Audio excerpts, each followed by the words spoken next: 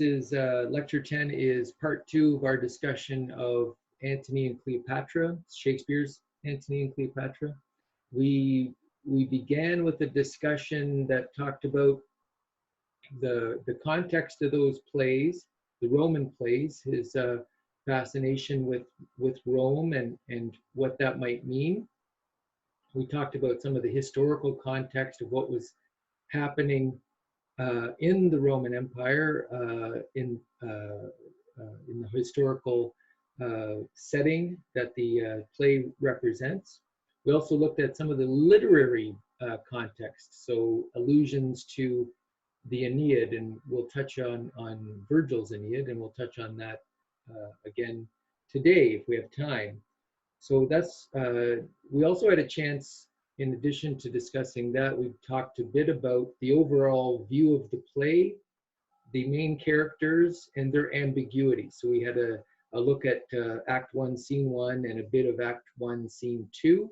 And we saw there that both characters, not just Cleopatra, which is sometimes the case, both characters could be characterized by kind of an exceedingly fickle nature, these types of things, and this ambiguity of what the characters represent leads us to what we'll next talk about, is this theme that I've called borrowing from Enobarbus's description of Cleopatra, infinite variety. So the infinite variety and the fluidity of all things in the world of this play. So the characters themselves, things themselves seem to melt away and not have a clear identity. We'll then talk a bit more, something that we alluded to a bit in the first lecture. We'll talk a bit about the political themes of the play, empire versus republican rule. And then we will talk about the notion of the kind of the competing claims of love and duty, love and political duty in the play. So we're moving from that discussion of the ambiguity of the central characters. So the central characters, are they noble? Are they kind of cautious warnings because of their fickle nature, because of their enslavement to their own passions?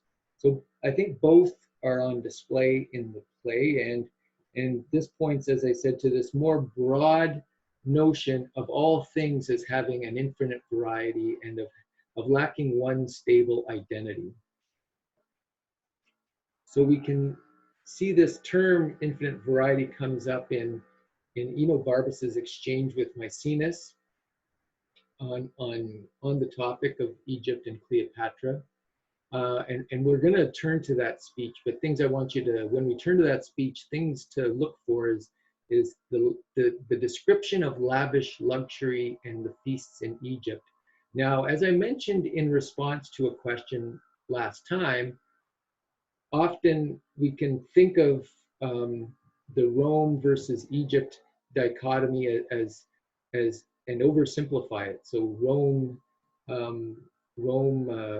represents what is austere versus Egypt representing what is kind of given to luxury and desire and feeding one's appetites, both appetites for food and drink, but also for love and sex and feasts of the eye, what have you. But I think there's a difference between, you could say there's a difference between the claims of Romanness on the one hand and the reality. So the claims, the speech, and the action. So Rome itself is already in decline. So Rome is, and we'll see in this exchange with Maecenas and Enobarbus, that it's those characters, those supposedly Roman characters, that are fascinated by these lavish feasts. We see depictions of the feasting and of a kind of an enslavement to desire on the part of the Romans as well. So in a way, it's really a function of, it could be said, function less of that polarity of Rome versus Egypt than of what has republican rule the older Republican rule, which would have, say, fostered a more austere channeling of one's energies towards a devotion to a higher political order, as opposed to satisfying the desires of the self, and this imperial rule of the contemporary scene. So look for those. When we turn to those speeches, we're going to look for those depictions of the lavish feasts. Of course, the depiction of Cleopatra, we'll go through it, and then, but it's a rightly famous depiction and description of Cleopatra, but we don't really find any.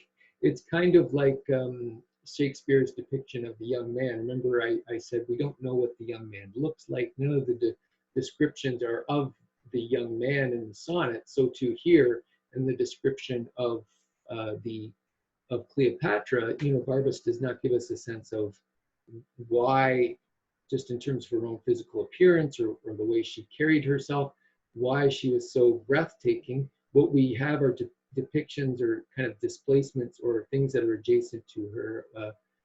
The barge she sat on, the dimpled boys who fan her, the water, the behavior of the water and the oars on of the barge that she's on. So we'll also want to pay attention to the paradoxical language of desire. Now, I mentioned this in connection with, in Act 1, Scene 1, Antony, it was described as a bellows and a fan to cool a gypsy's lust. So remember, the bellows with respect to a fire is not to cool it, not to put it out. So Shakespeare saying, at least in the language depicting Antony here, Antony is not satisfying or putting out the lust of Cleopatra. He's igniting it in their interactions. And so too in the depiction of Cleopatra, we see the pretty dimpled boys whose fans seem to glow the cheeks or make them redder and heat them up, as opposed to cooling her down. And Cleopatra, and this is her infinite variety, she where other women cloy the desires, the appetites that they feed, she makes hungry where most she satisfies. Barbas says, so other women satisfy the appetites they feed, the desires, and the term there is cloy. So so other women satiate, so cloy in the sense of satiate, but in a negative sense. So cloy would mean a satiation of an appetite or desire, but with a negative sense of having totally destroyed any desire for that object in future almost. So I always think of my own experience when I binge on ice cream. So people, if they have chips, if they got to eat the whole bag of chips, you're kind of cloying your desire for chips at the end. Why did I eat the whole bag? So here, that's and according to Barbas, that's the way most people have in terms of interacting with another person. When it comes to the appetites of lust and physical desire. And remember the sonnet 129. No sooner had but despised straight. So the sexual desire is desired beforehand in sonnet 129, and then afterwards it's seen as a swallowed bait. It's seen as something that was negative, those types of things. So that's kind of the standard within Shakespeare, the standard line on desire.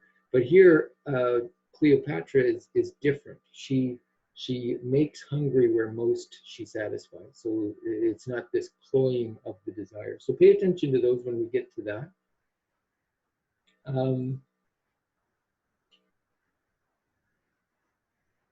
And this fluidity of desire is tied to an important thematic of the play, and I just want to underscore this, the infinite variety and changeability of all things. So the becoming and fluidity of all things.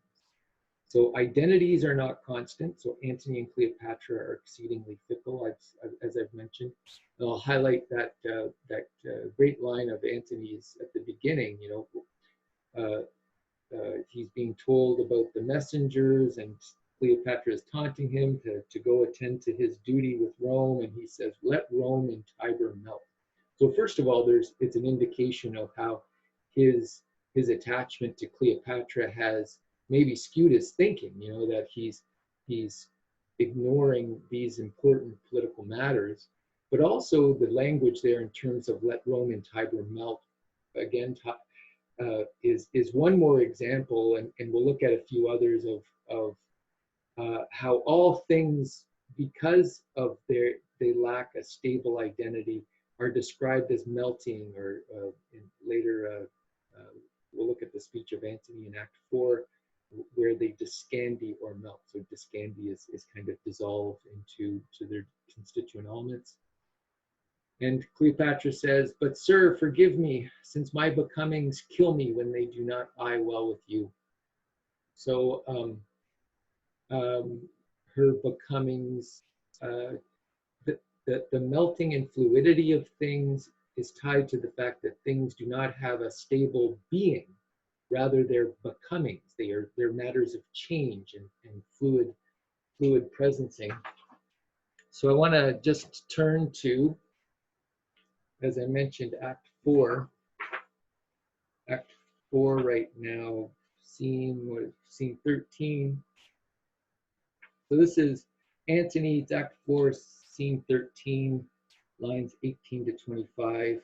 And as I said, sometimes there might be line differences in the versions you're using, but just you can try to track this down in around that area. He's alone. He had just been speaking with one of his generals, Scarus. "O son," this is after his second defeat after the second battle of Alexandria, where he loses, and it's all over now. He's got to face the piper. "O son, thy uprise shall I see no more. Fortune and Antony part here. Even here do we shake hands. All come to this, the hearts that spanieled me at heels." The hearts, so all the people, the populace who adored him like a spaniel at his heels, "to whom I gave their wishes, do discandy, melt their sweets on blossoming Caesar. And this pine," himself, "is barked," so the bark is stripped off, so he's going to die, "that overtopped them all. Betrayed I am, oh, this false soul of Egypt." So the not just, let's say, the identity of Antony or Cleopatra is tough to pin down, but let's say the people themselves, their affection for him do discandy and melt their affection for him, and now it's devoted to Caesar. And then this is 4:15, lines 3 to 15. This is Antony talking to Eros. Remember this interesting historical but also literary fact that we have two characters named after terms for love. So love is an important theme within the tragedy here. So Antony talking to Eros.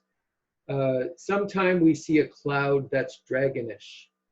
So sometimes we see a cloud in a dragon shape. "A vapor sometime like a bear or lion. A towered citadel, a pendant rock. A forked mountain or blue promontory, with trees upon it that nod into the world and mock our eyes with air." So sometimes these clouds take on these different shapes and mock our eyes because they're only appearances, they're not these things. "Thou hast seen these signs, they are black Vespers pageants." And Eros says, "Aye, my lord." And Antony continues, "That which is now a horse, even with a thought, the rack disdains. and makes it indistinct as water is in water. So the rack disdain, so it the cloud looks like a horse for a second, and then like a body on a rack that is dissolved, pulled apart by a torture device.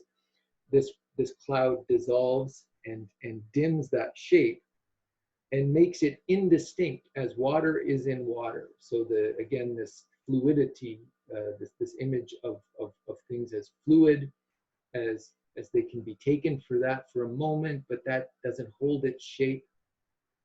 And then he says, "It does, my lord," Eros says that.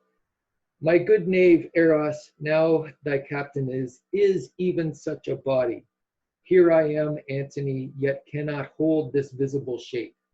So even Antony feels like he himself is dissolving like those clouds.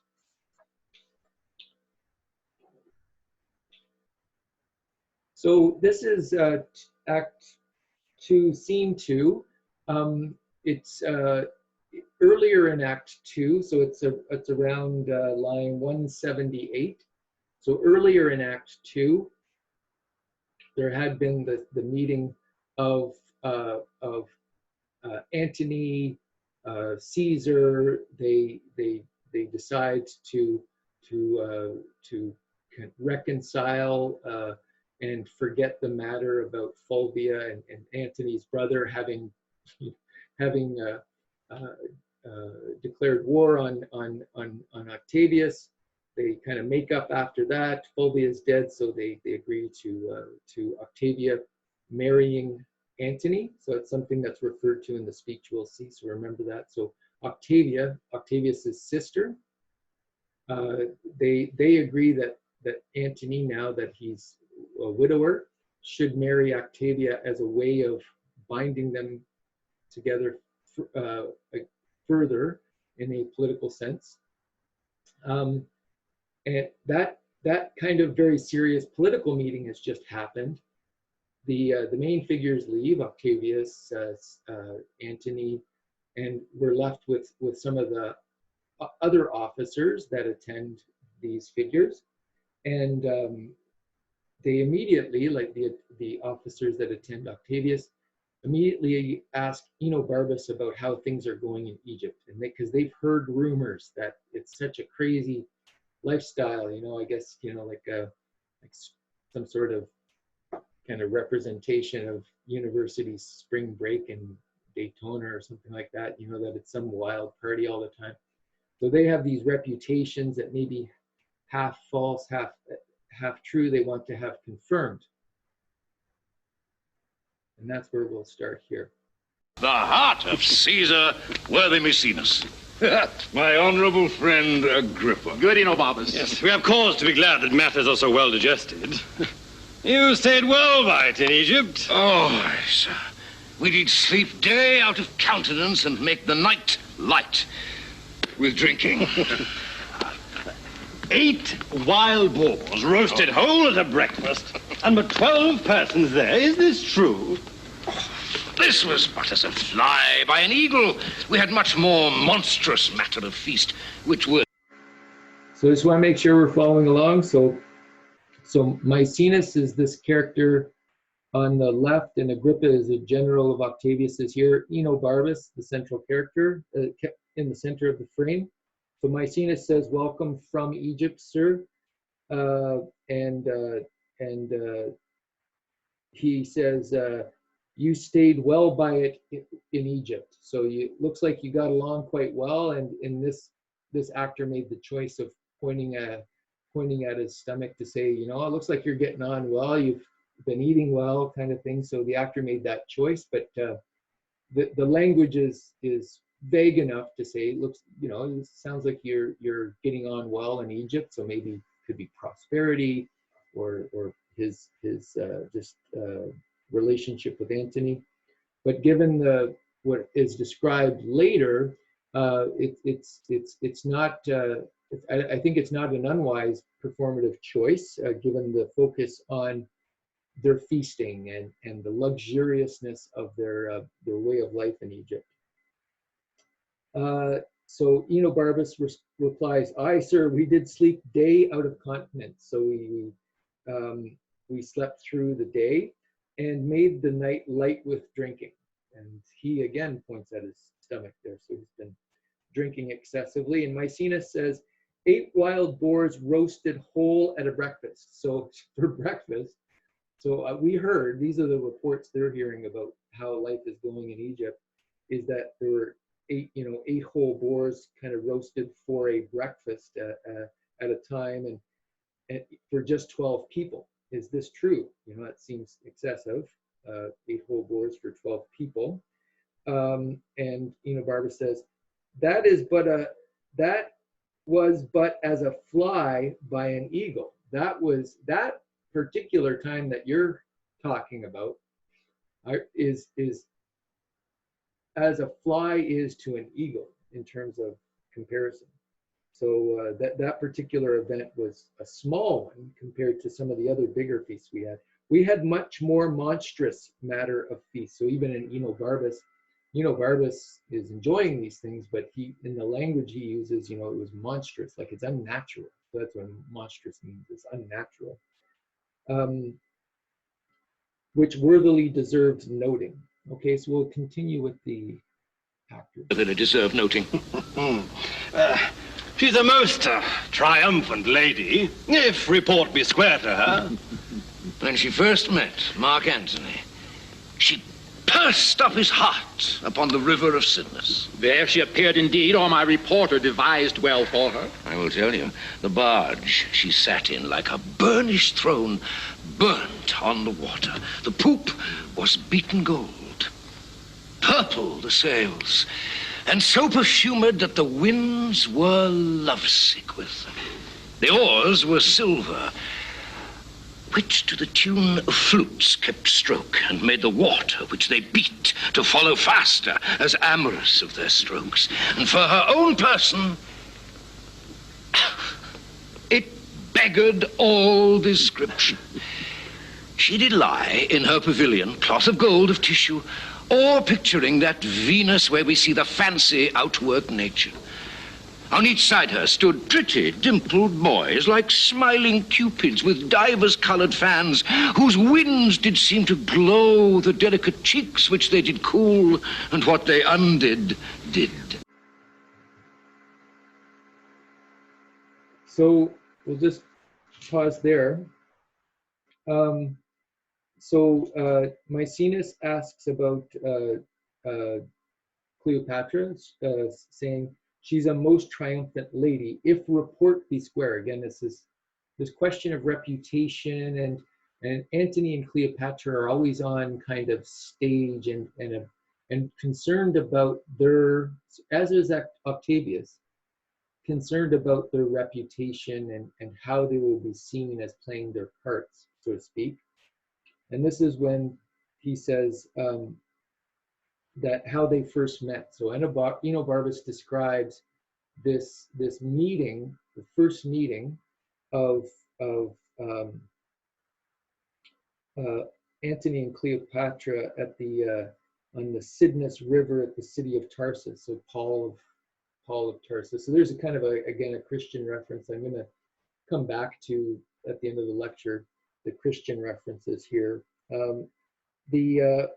So he describes the barge she sat on, etc. Remember I mentioned he doesn't describe her, but he describes the kind of in idyllic language, everything around her, and including the waters personified as following the oars, amorous of their strokes, he says. So the water, it was like the water following after the oars because it wanted to be near it so much. And then but for her own person, it beggared all description. So he can't describe it. It defies description. Well, we'll leave it there. We'll head back to Agrippa's interjection here. Oh, rare for Antony. Gentlewomen, like the Nereids, so many mermaids, tended her the eyes and made their bends adornings. At the helm, seeming mermaid steers. The silken tackle swell with the touches of those flower-soft hands that yearly frame the office. From the barge, the strange invisible perfume hits the sense of the adjacent wharves. The city cast her people out upon her, and Antony, enthroned into the marketplace, did sit alone, whistling to the air, which but for vacancy had gone to gaze on Cleopatra too, and made a gap in nature. Rarity. So there again, the description of the barge, this time with respect to its smell, it gave wafts of perfume, this barge, such that those in the city smelled it and came rushing down to see what was going on along the river. And Antony was in the marketplace, you know, and kind of now alone, so to speak, according to this description, and whistling alone. And had it not been for the fact that nature abhors a vacuum, so that's kind of the expression. If it had not been for the fact that nature cannot tolerate a vacuum according to traditional understanding, all the air, he wouldn't have been able to whistle because all the air wanted to follow over to where that barge is and follow that perfume scent as well. So the masses are attracted to her, so people, nature, remember the water following the oars, the people follow. So this attraction is this kind of cosmic force as opposed to just this one person in the description.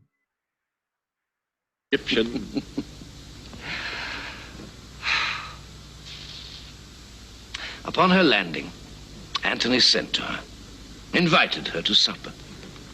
She replied it would be better he became her guest, which she entreated. Now courteous Antony, whom ne'er the word of no woman heard speak, being barbered 10 times o'er, goes to the feast, and for his ordinary pays his heart for what his eyes eat only. Royal wench. She made great Caesar lay his sword to bed. Yeah. He plowed her, and she cropped. I saw her once hop 40 paces through the public street, and having lost her breath.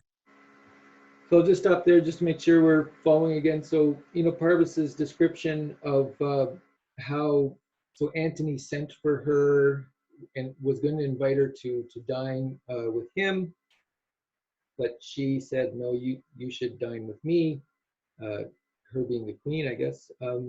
And he says, our courteous Antony, whom never the word of no woman heard speak.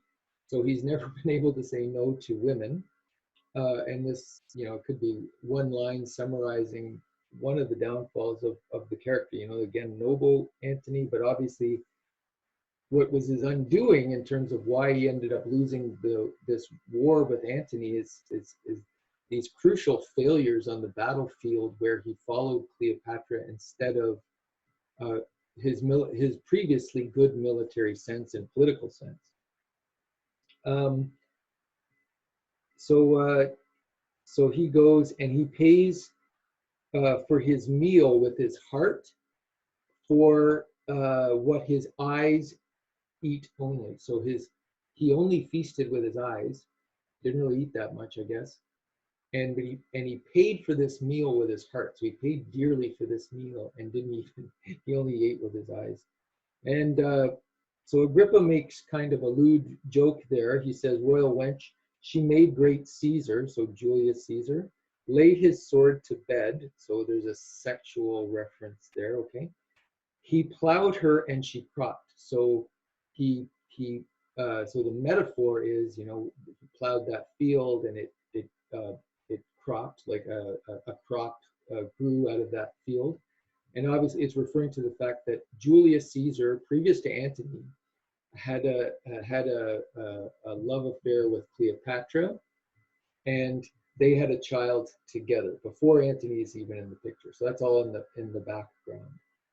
So Enobarbus just continues with his description of this peerless Cleopatra. She spoke and panted that she did make defect perfection, and breathless power breathed forth. But now Antony must leave her utterly. Never. He will not. Age cannot wither, nor custom stale her infinite variety. Other women cloy the appetites they feed, but she makes hungry where most she satisfies. For vilest things become themselves in her, that the holy priests bless her when she is riggish. Well, if beauty, wisdom, and modesty can settle the heart of Antony, Octavia's a blessed lottery to him. Let us go. Good Enobarbus, make yourself my guest whilst you abide here. Humbly, sir, I thank you.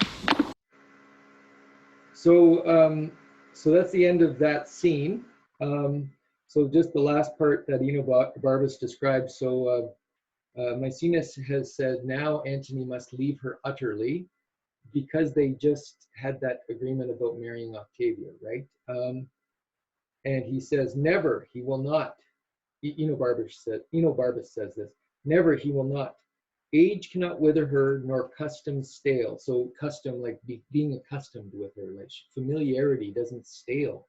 Okay, so think of that in relation to the, doesn't satisfy the desire, you know, the other women cloy the appetites they feed, but it's a similar point being made there. Her infinite variety. Other women cloy the appetites they feed, but she makes hungry where most she satisfies. For vilest things become themselves in her. So the vilest things are made attractive, are made becoming in her, so being associated with her, that the holy priests bless her when she is riggish. So when she is kind of promiscuous sexually, even priests bless her activity. So so Maecenas then closes by making the point, well, if beauty, wisdom, and modesty can settle, so Octavia brings these virtues, beauty, wisdom, and modesty. So Cleopatra brings these other virtues, you know, so beauty of a certain type, like a kind of a sublime beauty that is, that kind of is infinite, so to speak, keeps the heart longing all the time. So Octavia brings beauty, wisdom, and modesty, and then and Cleopatra brings these other virtues. Says if that can tame the heart of Antony, Octavia is a blessed lottery to him. So they kind of disagree at the end on whether or not Octavia will change his ways. That's a famous description about, let's say, Cleopatra, but I think, let's say, the play in general on this infinite variety. And in terms of, let's say, the meanings of the play, I once took a very memorable graduate course when I was doing my PhD, and this was with a famous Shakespearean here at the University of Ottawa, Irina Makaric. So if you are taking English here, and if you're lucky enough to take a Shakespeare course with her, I highly recommend it. She's quite a famous Shakespeare scholar. The title of that grad course was Infinite Variety. So the theme of the kind of the point of departure of the course was that this notion of infinite variety is what keeps the plays alive. The plays themselves, in terms of their possibilities for interpretation, have a certain infinite variety, and they can't be pinned down. And it's because of that people return, and people will want to have it performed in different ways. And what if we adapted it for modern times? And what if Leonardo DiCaprio plays Romeo, and that was an adaptation, film adaptation many years ago, and what have you. And people return to the plays in different ways, both in performance, but reading it in interpretation. So there does seem to be this kind of infinite, as I said, possibilities of meaning and interpretation within the plays, or nearly infinite. Let's now proceed, if I can May have to get out of this.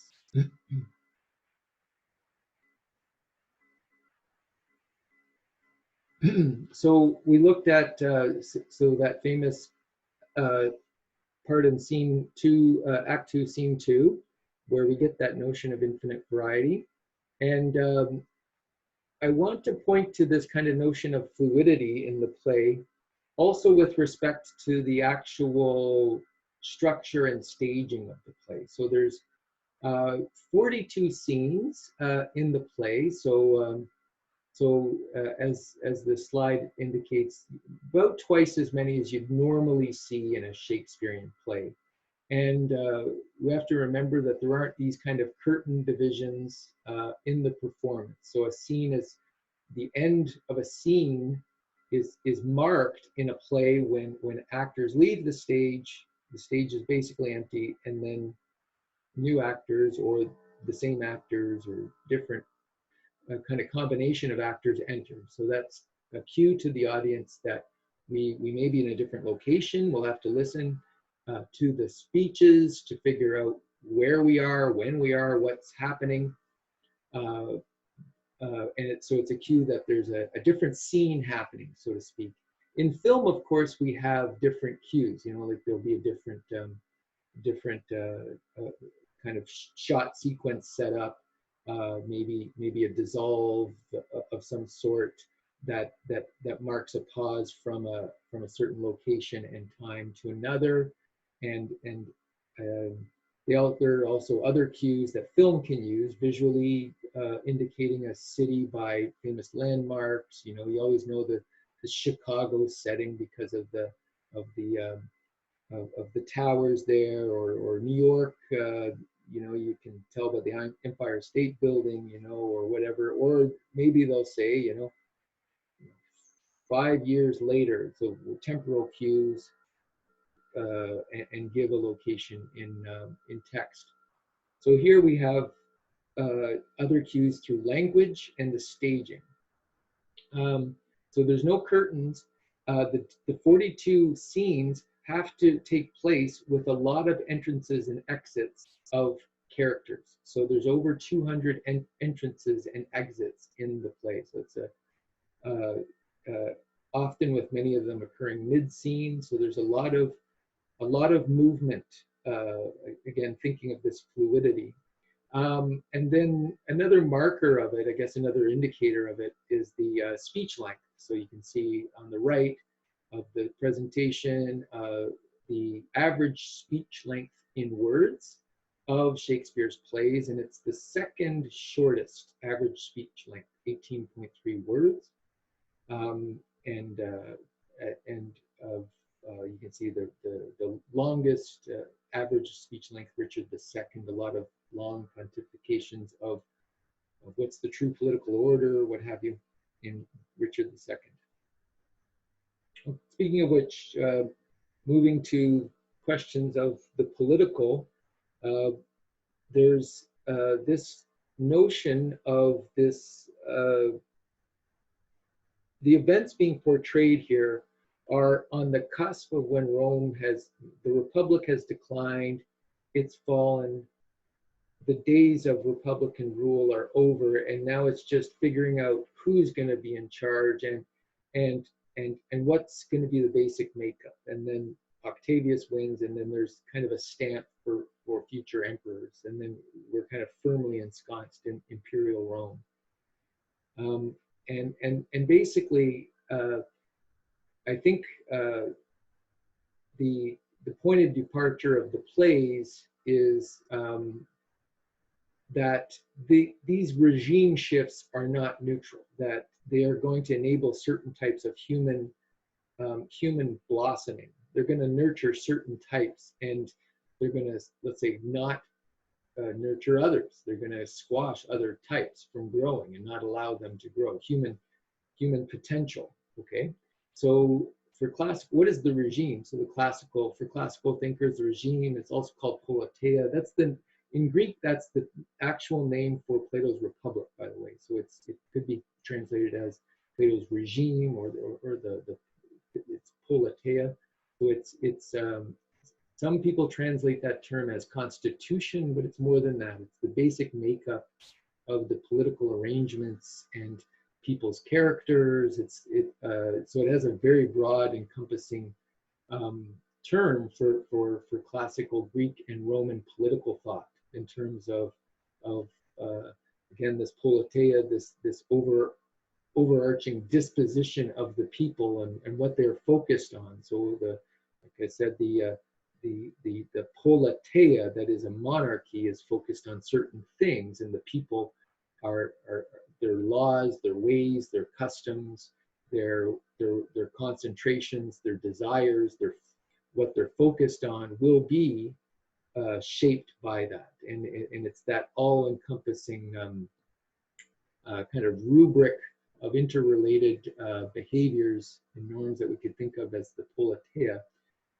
And then these classical thinkers kind of, as often the classical thinkers did, that before things got overly scholarly and people started to divide subtypes, just kind of took a common sense view and said, I guess there's, really simply and broadly, you could think of three basic types of ways of ruling a community.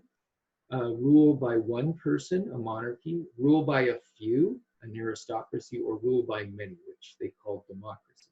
Okay, so we should be familiar with these terms. I'm sure we've come across those terms in different paths. So as I've indicated, this regime forms one's character. So if you want to see the true warrior, the fully political person, you won't be able to find this in a monarchy or an empire.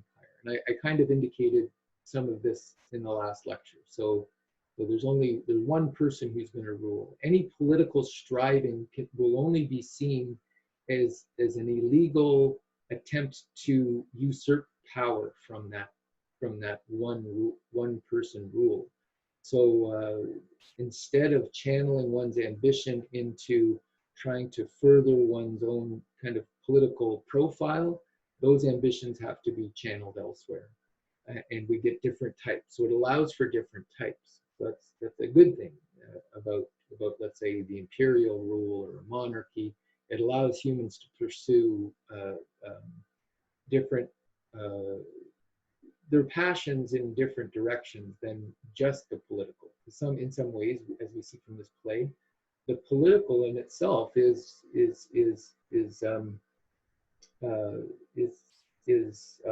I'm forgetting the line, but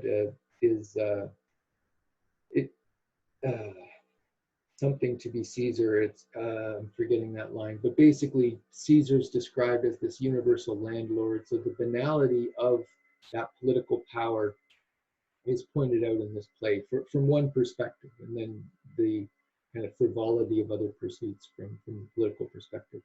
So as I say, I think this is basically the political thesis of Shakespeare's Roman plays about the regime. So, and if we think about Shakespeare's plays in general, there's a wide variety of types of individuals shown, but they're only available in different historical regimes. And if they do arise, if there are anomalies, they're highlighted as such. So I'll give you some examples here. So the treatment of suicide in the plays is a good example. So in Christian regimes, it's forbidden, it's a sin.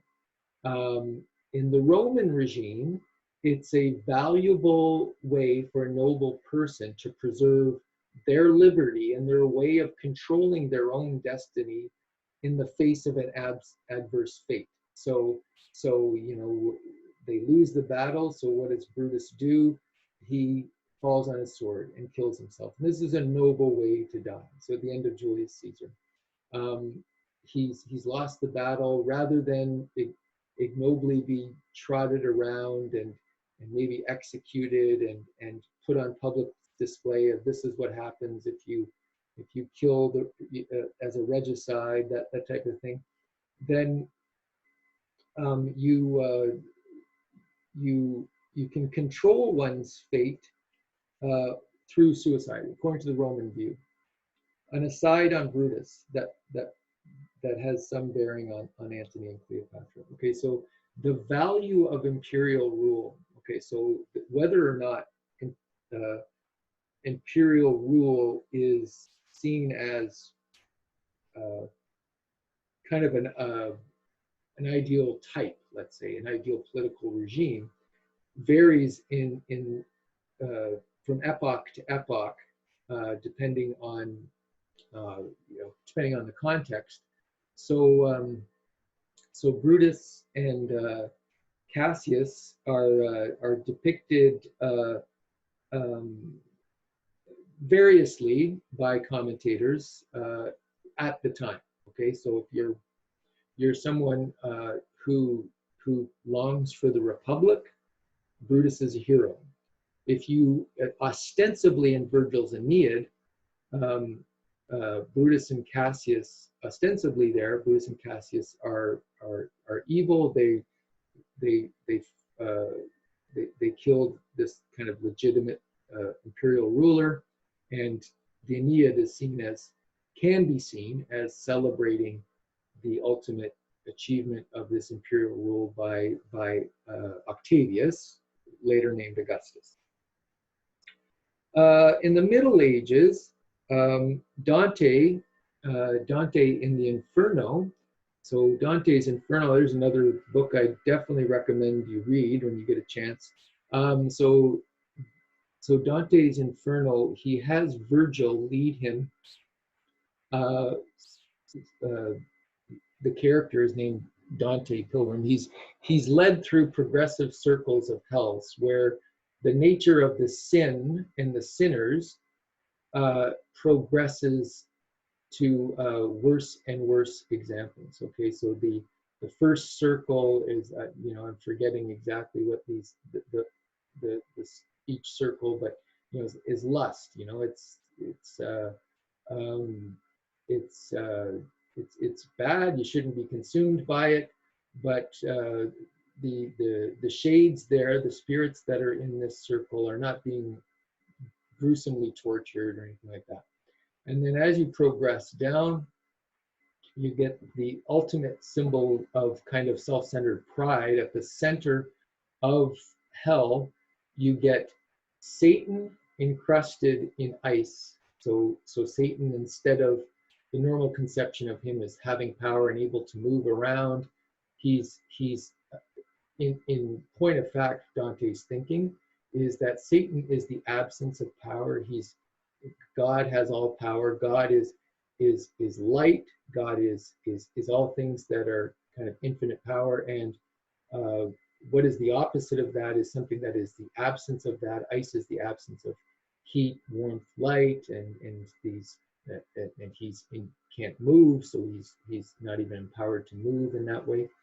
So he's encased in ice, and there are three figures around him: Judas, who betrayed Christ, Brutus, and Cassius. So there, Brutus and Cassius are the worst examples that one can find of human depravity, of pride, and because they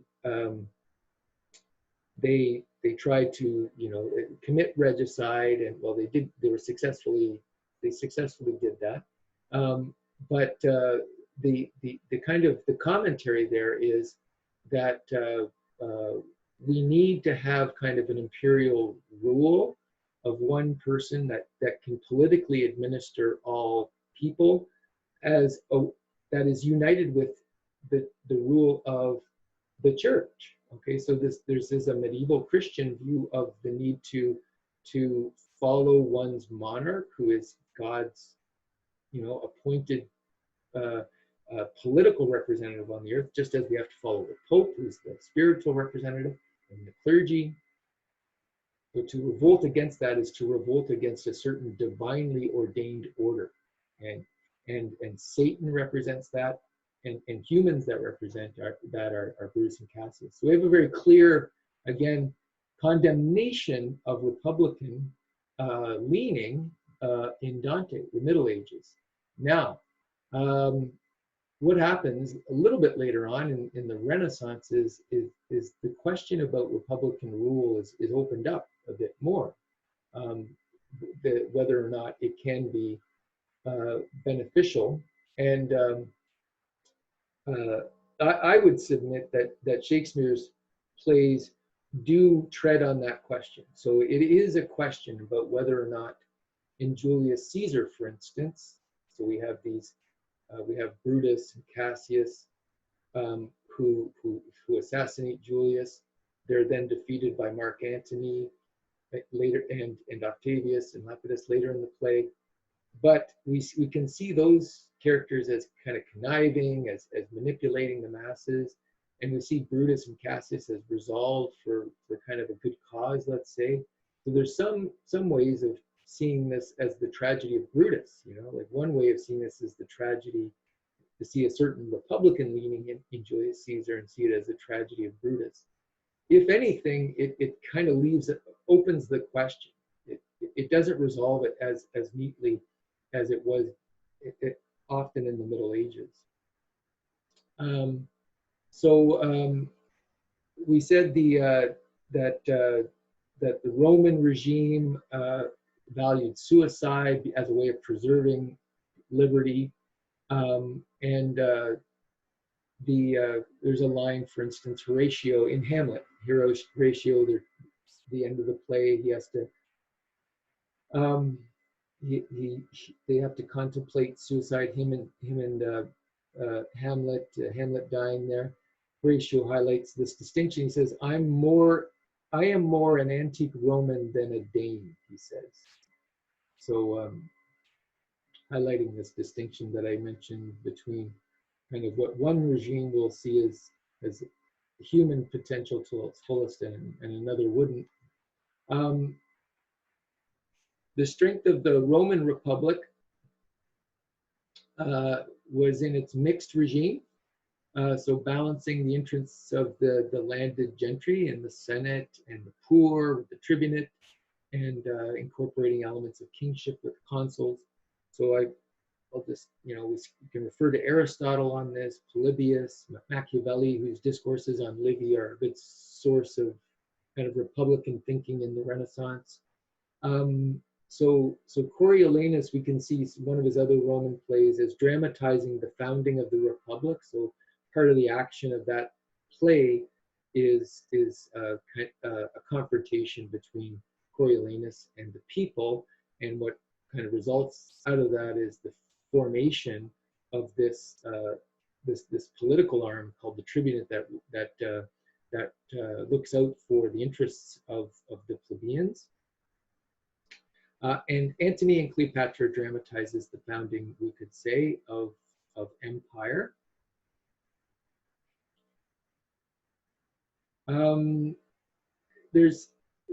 I'll just remind you, there's two Romes in the play. There's the older, pointing back to older great figures, a Republican tradition, a Stoic tradition, figures who are soldier citizens with heroic reputations. And then there's this new Rome with their smaller characters. This Sextus Pompey is the son of the elder Pompey, but is smaller. And Octavius is smaller, it seems, than Julius. And they come off as less these almost demigod-like figures because their concerns are smaller. One of the shifts, so some of the things that we don't have to know Roman history in and out, but part of the shifts that led to this kind of decline of the Republic to the imperial expansion of Rome, so to speak, were tied. So the expansion of Roman rule led inevitably to these types of imperial measures. One of them is the fact that they had to prolong military command beyond. Originally, they had a limit of 1 year. So if you're fighting in a close proximity around Rome, that's enough. So you're fighting another city, maybe it's 20 miles away. You have a military campaign even a bit further afield within Italy. That's fine. You have a military command for a year. You give it up. as they acquired possessions throughout the Mediterranean, that limit had to be expanded. So just marching over to Spain or to Greece, what have you, is going to take some time, and then you're going to have to kind of marshal resources there, maybe for a few seasons. So the general becomes the parent who takes care of these soldiers. You know, these soldiers are giving up everything for several years to be attached to this general, and this general is basically promising them a lot of rewards in terms of wealth and land when this is all over. And so it begins to develop this notion of private loyalty. Okay, so it's not just that this is the person who's here for this year and there's going to be a different person next year who's my general. My whole fate is attached to this person's well-being. If this person continues to have this kind of the power that they're wielding now, they may be able to affect and live up to some of the promises they've made about what they're going to give back to us. Also, there's this notion that Montesquieu, among others, picked up later, that one of the shifts happened with the extension of citizenship to everyone in Italy. So originally Roman citizenship was just for those in Rome, of course, and then when citizenship was granted to all peoples in Italy, it became more of a, let's say, cosmopolitan, less kind of singular sense of what Rome was, so to speak. And for Montesquieu and others, as I said, this signaled kind of a shift in political allegiances. So this is a good quote from Montesquieu. After this, Rome was no longer a city whose people had but a single point, a single love of liberty, a single hatred or tyranny. Once the peoples of Italy became its citizens, each city brought to Rome its genius, its particular interests, its dependence on some great protector. The distracted city no longer formed a complete whole, and since citizens were such only by a kind of fiction, since they no longer had the same magistrates, the same walls, the same gods, the same temples, the same graves, they no longer saw Rome with the same eyes, no longer had the same love of country, and Roman sentiments were no more. So that's in his another one of his Montesquieu's kind of great works there. He's probably mostly known for his The Spirit of the Laws, which is more political theory, and it's where we get this notion of checks, kind of political checks on other branches of power within a mixed regime, and that's borrowed quite a bit in current republics. But his work on the greatness of the Romans was also quite influential. The conflict of these different virtues, we see kind of a tragic conflict unfold. So one way of thinking about tragedy is this conflict between two goods. So for those of you who know the Greek play, the ancient Greek play Antigone, that's kind of a really good example of that type of tragedy unfolding. So Antigone's claim is the claim that she needs to attend to a certain duty to her brothers and bury them after they died in battle, and Creon has stated that they're traitors and they shouldn't be buried and given these honors, and he has a certain political right, a certain claim that is true, and she has a certain claim that is true. And it's this conflict and confrontation of two equally just claims from different perspectives. So too here we have two claims and two notions of good that are in conflict, and presents this kind of tragedy of the political that I mentioned last time. The devotion to the community, for instance, the good of the Republican regime is the devotion to the community provides a structure to ambition that leads to kind of a common good, but it narrows the horizon of humanity to that of the city. So Coriolanus is a great military leader, probably the, in terms of Shakespeare's plays, he's the warrior par excellence. That's what he is. He lives and breathes warriorness, so to speak, if I can use that word. But he's no Antony in terms of us kind of wondering what he's thinking and the infinite longing of Antony. There's an attraction to that Antony's ability to kind of imagine an infinite possibilities and infinite renown that him and Cleopatra are going to enjoy together, not because of their political conquest, but just because they're peerless in their love. So too, there's this good that belongs to imperial virtues that are released in an imperial regime. So it allows a faithful devotion to a remote and infinitely powerful ruler. So one way that this has often been thought of is that because we have imperial Rome, and before that, empires generally in the East that paved the way for thinking the spread of Judeo-Christian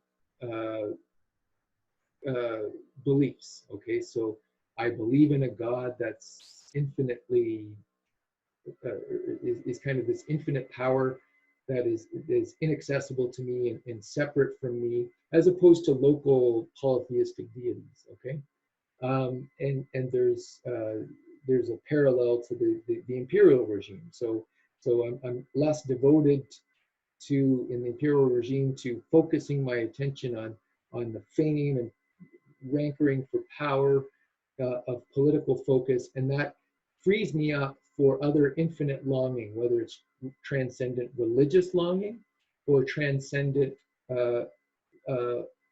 longing that is amorous, that we see in Cleopatra or Antony.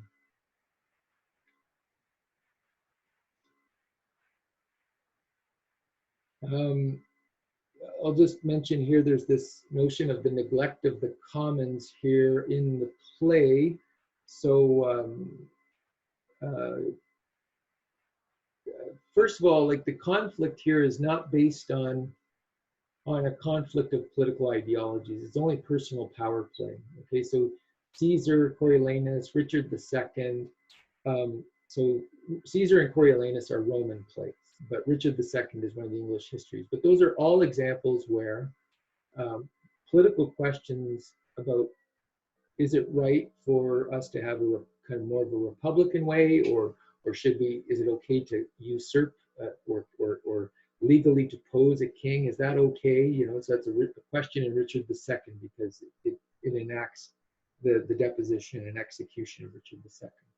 So there's a passing reference by Pompey, and maybe this is kind of the only way it's done, when he talks of those who killed Caesar as those that they would have one man but a man. Why did they kill Caesar? Because they wanted a person to be but one person, rather than kind of first among everyone and overshadowing everyone. But as I said, it's passing irrelevant. It's not something that's picked up on. So rather it's this scramble for power, for individual power, and it also means there's a neglect of the common good, the common people, as one manifestation of that common good. So here's a line from Octavius, but again, it could be Antony as well. The common people have they're not respected. They're seen as the fickle mob. So the mob is fickle. Again, remember, everyone's fickle here, but some of the characters will single out, Cleopatra as this dangerous temptress and as fickle. The people, but we also see, but it manifests itself in Antony, and then it manifests itself as a theme for all things. So Octavius says this about this common body, like to a vagabond. So he's talking about the fact that the people are now kind of hitching their wagon to Sextus Pompey. So there's a large popular support for Pompey. This common body, like to a vagabond flag upon the stream, goes to and back, lackeying the varying tide to rot itself with motion. And think about, like, the fickleness is also described in this fluidity of reeds flowing back and forth with the river. You know, it's kind of like image aptly chosen, let us say. I want to turn to this question of or kind of highlight this notion of what's at stake politically in the play by turning to this scene with Ventidius. It's a little scene in 3:1, and what's happening is Silius, an officer with Ventidius. So Ventidius is one of Antony's generals, who's leading a campaign against the Parthians in the Near East there, and he says, Silius congratulates Ventidius on this victory, a military victory, and says that Antony may give him a triumph. So a triumph is this procession where all of Rome celebrates someone for a day there. Ventidius' response kind of shows what happens in under an imperial regime, what is encouraged. He doesn't want to outshine his leader, because that doesn't bode well. Like, he can't show the ambition of wanting to strive and conquer, because that could be seen as trying to supplant Mark Antony. Okay, so in contrast, the Republic had encouraged a soldier's ambition militarily. So if the lieutenant fails in battle, the general will be blamed. But if the battle is a success, the lieutenant will have praise. And this paradox is actually highlighted in Coriolanus. Okay, so that has the effect of spurring the lieutenant to want to be very successful in battle, of course. Let's turn to, this is 3:1, right at the beginning.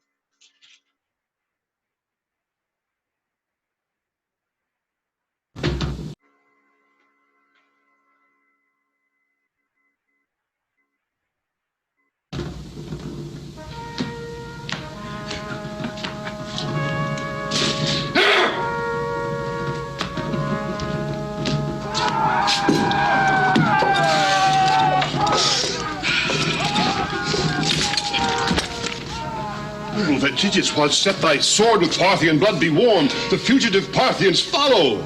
Spur through Media and Mesopotamia, and the corners whither the routed fly, so thy grand captain Antony may set thee on triumphant chariots and put garlands on thy head. Silius, I have done enough. A lower place, note well, may make too great an act, but learn this, Silius. Better to leave undone than by our deed acquire too high a fame when him we serves away. Who in the wars does more than his captain can becomes his captain's captain. And ambition, the soldier's virtue, rather makes choice of loss than gain, which darkens him. I could do more to do Antonius good, but 'twould offend him. And in his offense should my performance perish. Thou hast, Ventidius, that without the which the soldier and his sword grants scarce distinction. Thou wilt write to Antony. I'll humbly signify what in his name that magical word of war we have effected, how with his banners and with his well-paid ranks, that ne'er yet beaten horse of Parthia we have jaded out of the field. Where is he? He purposeth to Athens. With what haste the weight we must convey which will permit, we shall appear before him. Pass along. Ah.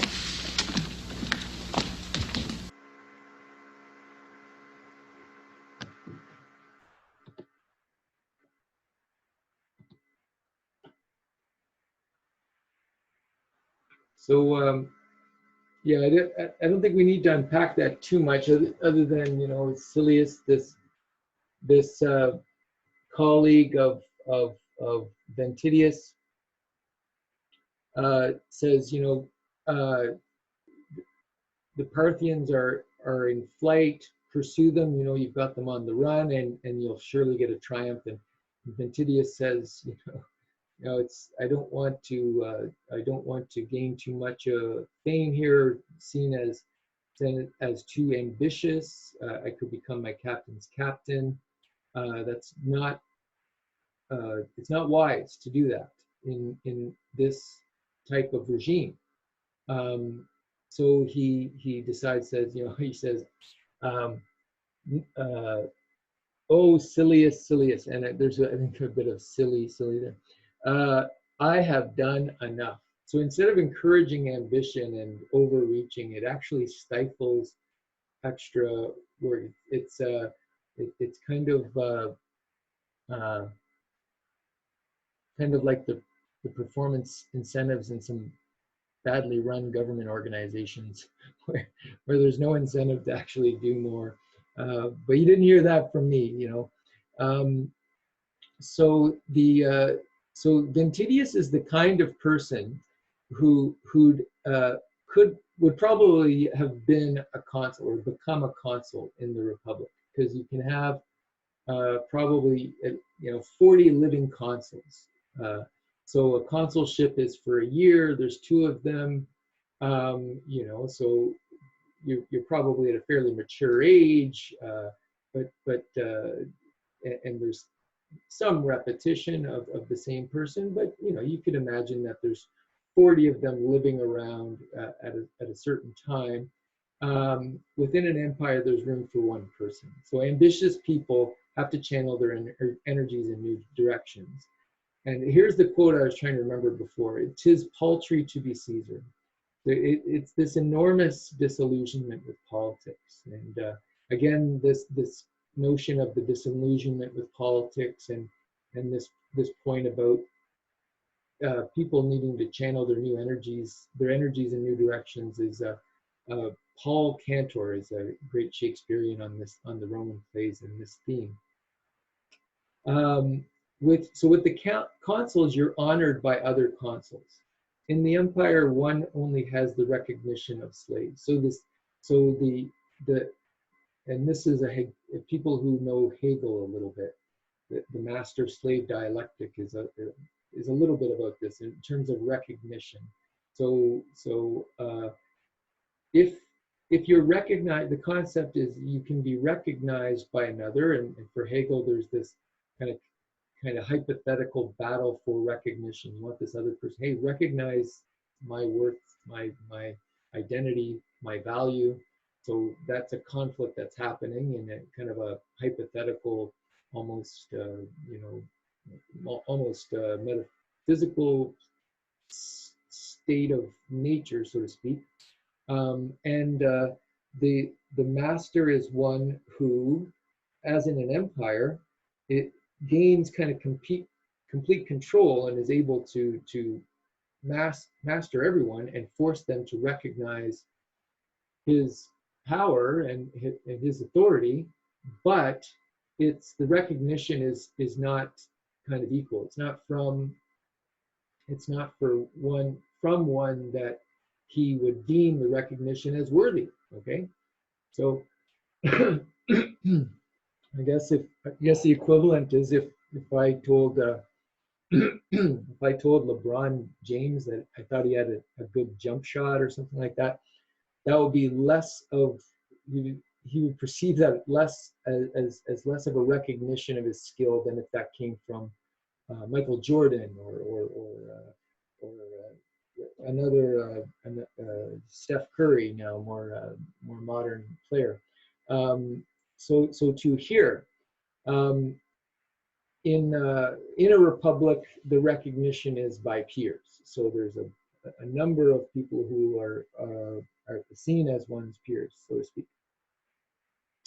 And then I'll just point to that scene. We won't read it, but 2:7, around line 60, Pompey and his lieutenant Minos has suggested, so this is where they're having the feast on one of Pompey's ships. There's to celebrate that pact of Misenum, so where they make that pact with Pompey.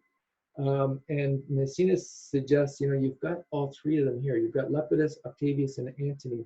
All we have to do is sail out, we can kill them, and you're ruler of the Roman Empire. And Pompey says, if I would have celebrated this if after it were done, but you told me before I can't countenance something like this. And so what it highlights is the only outlet for political ambition is kind of to do subterfuge and crime, like is only to do to some sort of assassination or rebellion.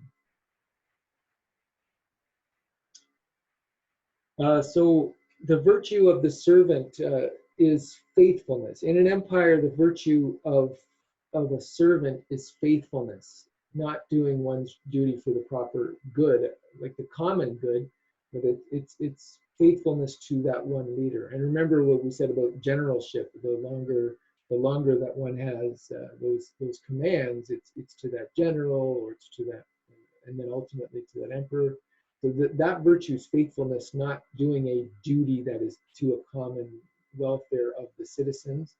So we can see the decline in Antony in terms of defections. He starts to lose the faithfulness of his key followers, and Barbas being the most important one there. I want to close very quickly with this, and we've already touched on a number of these themes, but it's looking at a slightly different angle.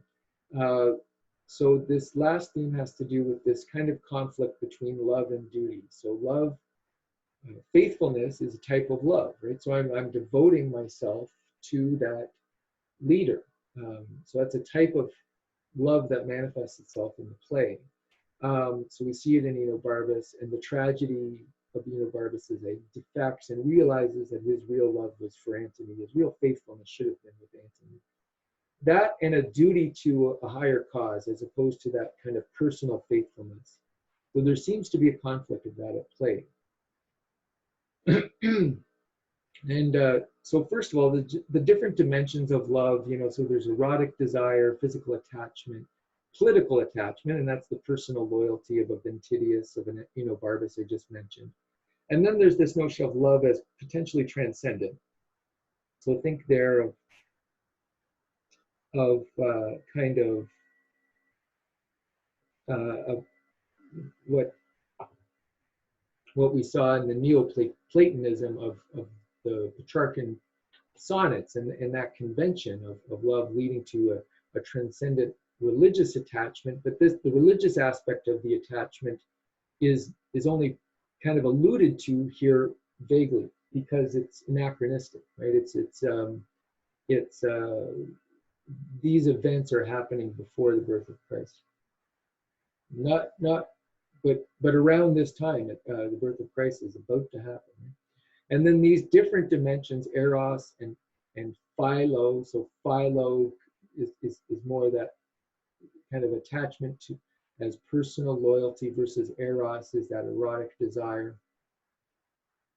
And the opposing claims, to some extent, and I've already tried to qualify this a bit, but to some extent they line up with the settings. So if Rome versus Egypt, and that's kind of the tenor of the exam question that you have, is there's many dimensions to those poles. Like as settings, we have Rome, which represents, on the one hand, it's associated with land and stability, and Egypt with sea, and it's west versus east, and there's republican virtues that are pointed to in Rome but not lived up to, and then there's imperial desires that are manifested in Egypt, and I won't go through the whole list, but there's male versus female, and austerity, famine versus excessive feasting. So you could go.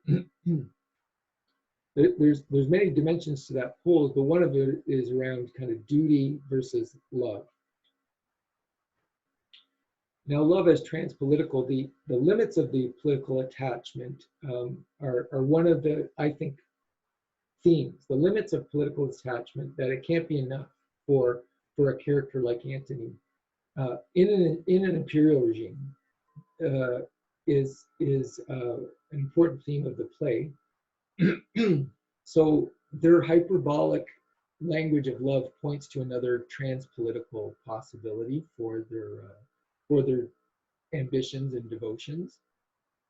And we see that too in the sense that they consciously think of the future. They think that this will be a story that will be told, and Barbas wants to earn a place in the story, and Antony dies counting himself a Roman by a Roman valiantly vanquished, because this will be how it's told. And Cleopatra commits suicide so as that deny degrading material to the quick comedians that will buoy her in like they'll have some boy actor representing her in the streets of Rome. And now this quote from Caesar kind of sums this up, this notion that there'll be this lasting story afterwards, that the love will transcend the political squabble, and in a way will kind of conquer all by having a kind of a lasting legendary story that Antony says will kind of replace the Aeneas Dido story, so to speak, with a twist, with a new end. So this is Caesar's take on it, 5-2, towards the end of that. No grave upon the earth shall clip in it a pair so famous. High events as these strike those that make them, and their story is no less in pity than his glory, which brought them to be lamented.